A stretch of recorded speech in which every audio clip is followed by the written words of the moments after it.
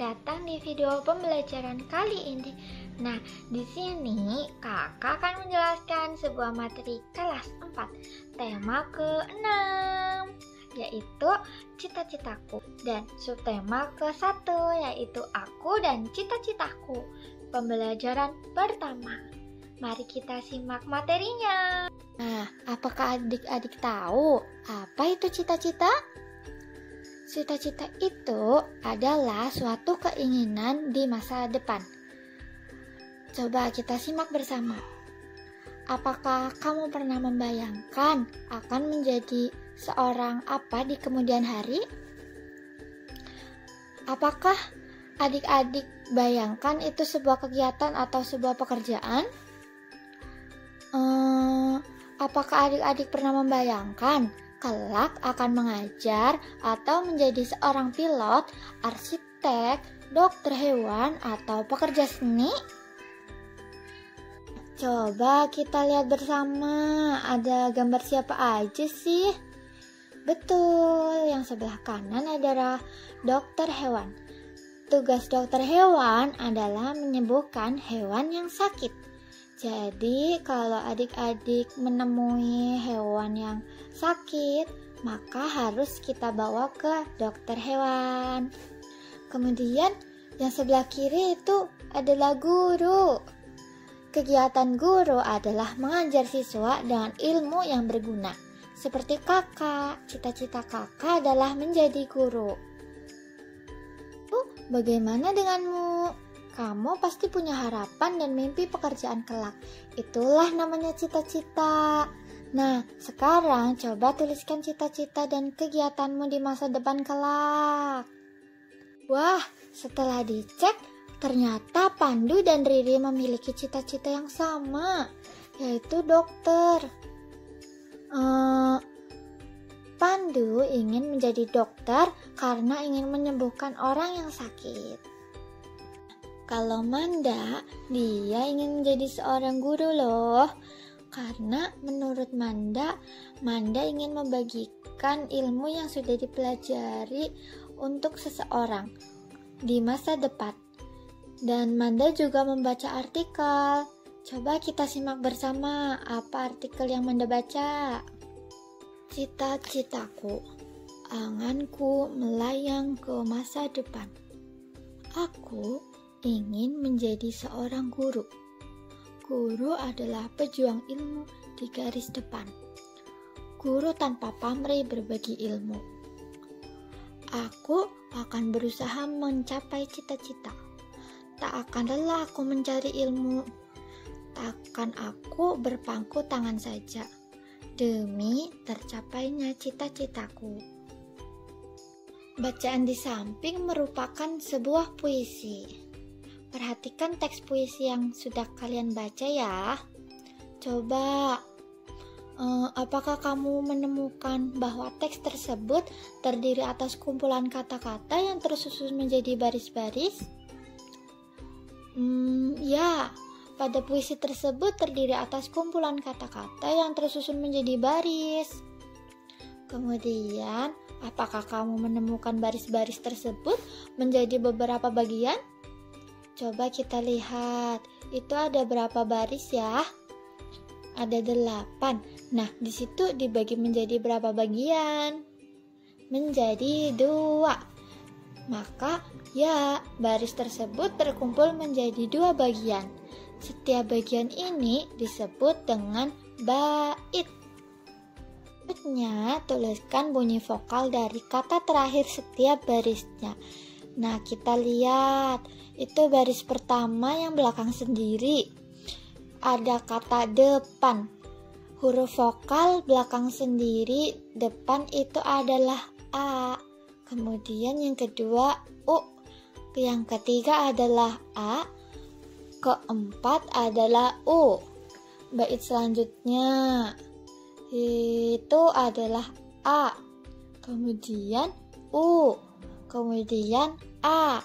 Kemudian U, maka menjadi AU dan AU. Dari puisi cita-citaku, kita menemukan sebuah ciri-ciri puisi, Di antaranya yaitu yang pertama, penulisan puisi dituangkan dalam bentuk bait yang terdiri dari baris-baris. Kemudian, puisi ini memiliki akhir AB. Yang ketiga, puisi terdiri dari bagian-bagian yang merupakan kalimat yang disebut baris. Yang keempat, baris yang terkumpul menjadi bagian-bagian disebut dengan bait. Di situ ada percakapan antara Lani dan Udin. Mari kita simak percakapannya. Apakah aku bisa mengubah susunan baris dalam puisi itu ya? Seharusnya bisa, Lani, asalkan maknanya kurang lebih sama. Kenapa, Lani? Betul juga. Aku ingin menyusun puisi sendiri tentang cita-citaku. Benarkah? Apakah cita-citamu, Lani? Aku senang dengan hewan. Aku ingin suatu hari nanti bisa menjadi dokter hewan agar aku dapat membantu hewan-hewan yang sakit dan butuh pertolongan. Wah, hebat sekali cita-citamu. Kebetulan aku punya beberapa hewan peliharaan di rumah. Mungkin besok aku bisa membawa mereka kepadamu untuk diperiksa ya. Ah, Udin, jangan bercanda. Itu nanti saja ketika aku sudah belajar banyak tentang hewan. Baiklah, Lani. Lihat peliharaan Udin yuk. Coba, di situ ada hewan apa aja? Ada sapi, ada ayam, ada kucing. Apakah adik-adik memelihara hewan peliharaan seperti Udin? Apakah hewan peliharaan mempunyai anak ya? Tentu, hewan pasti memiliki anak. Gambar-gambar tersebut menunjukkan bahwa ada anak-anak hewan dan ada hewan yang sudah dewasa. Artinya, hewan-hewan tersebut mengalami pertumbuhan. Ada tahapan-tahapan yang harus dilalui oleh hewan itu, dari anak-anak hewan menjadi hewan dewasa. Semua makhluk hidup mengalami pertumbuhan dan perkembangan. Tahapan pertumbuhan dan perkembangan hewan membentuk sebuah siklus hidup atau daur hidup, seperti beranak, bertelur, dewasa, kemudian mati. Kemudian seperti itu diulang kembali. Hewan mengalami tahapan pertumbuhan dan perkembangan yang berbeda-beda. Hewan yang mengalami perubahan bentuk dalam siklus hidupnya berarti mengalami metamorfosis. Seperti yang dialami kupu-kupu. Kupu-kupu harus menjadi ulat dahulu, kemudian menjadi kepompong, kemudian menjadi kupu-kupu. Nah, hewan yang memiliki perubahan bentuk pada setiap tahapan dalam pertumbuhan dan tahap perkembangan dinamakan mengalami metamorfosis sempurna. Coba adik-adik belajar menyusun tahapan pertumbuhan hewan di bawah. Yang pertama itu ada hewan ayam.